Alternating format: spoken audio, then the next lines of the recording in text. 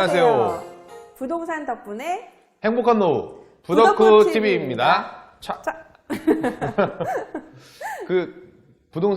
부동산이래. 베트남 갔다 온 적 있으세요? 네, 여행. 저는 여행은 아니고 비즈니스로 한번 갔다 왔어요. 비즈니스 어디로 갔다 왔어요? 호치민이요. 호치민. 비즈니스 호치민.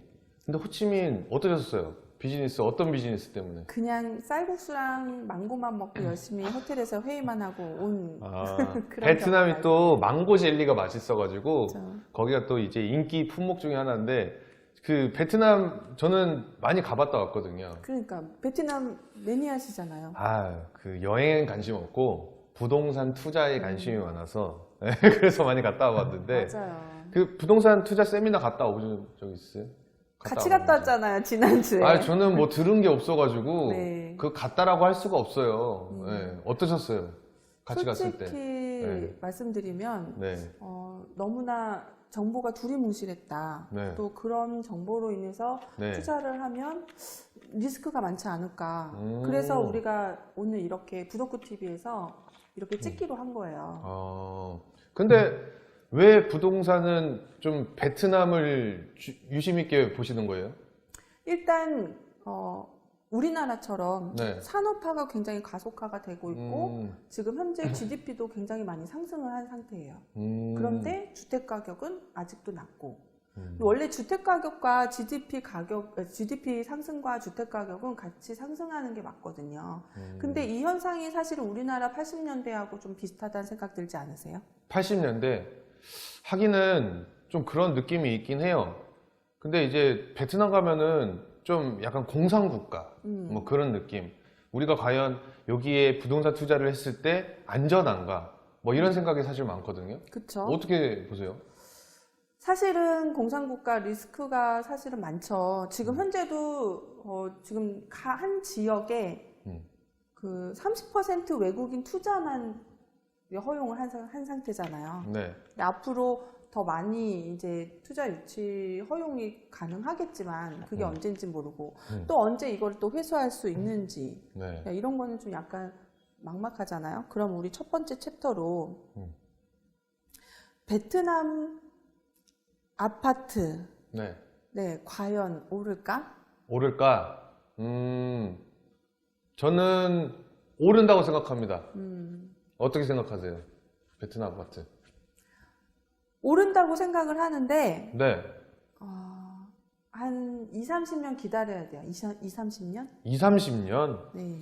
그렇게 오래 기다려야 되나요? 왜냐하면 베트남 가보셔서 알잖아요. 네. 판자촌이랑 사람들이 아파트에 살지 않잖아요. 그렇긴 하죠. 베트남 사람들하고요, 베트남 주민들 사이에서는요, 사실은 빌라가 굉장히 가격이 오른다고 합니다. 오피스텔도 마찬가지인가요? 아니면 빌라만? 아닙니다. 오르지 않아요. 오르지 않는다고요? 네. 나는 베트남 아파트 괜찮던데.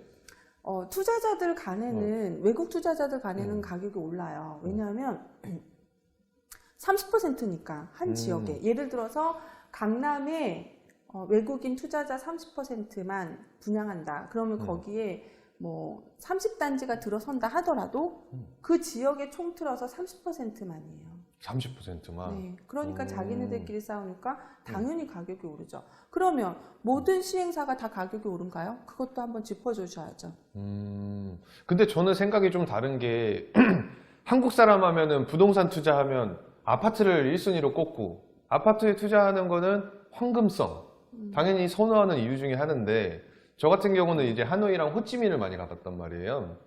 왜냐하면 하노이는 베트남의 수도고 호치민은 대도시로 지금 개발이 되고 있고 뭐 현재는 사실 그 지방이나 시골에 살고 있는 국민들한테 베트남 정부에서도 적극적으로 도시에 와서 생활하고 돈을 버세요. 농사 그만 짓고 돈을 법시다. 이런 식으로 홍보를 한다고 해요.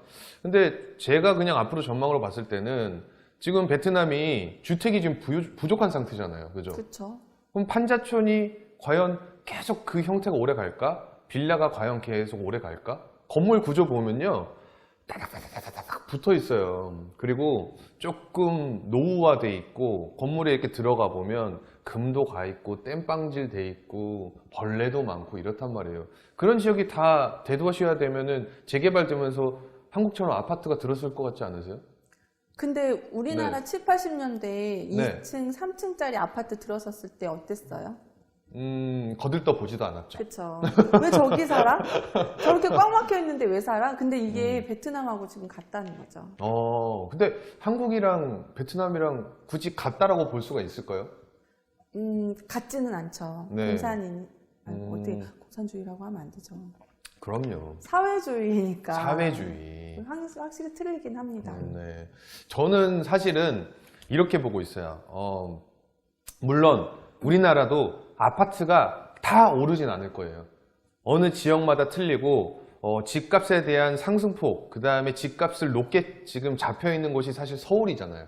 그러면 저 같은 경우는 하노이랑 호치민을 바라본 그 유심 있게 본 이유가 도시고 인구가 밀집이 되고 결국에는 이 아파트가 계속 들어서고 있는 상황이라면 그래도 이 도시 속에 있는 아파트 값은 오르지 않을까라는 생각이고. 또 하나 짚고 네. 넘어갈게. 네.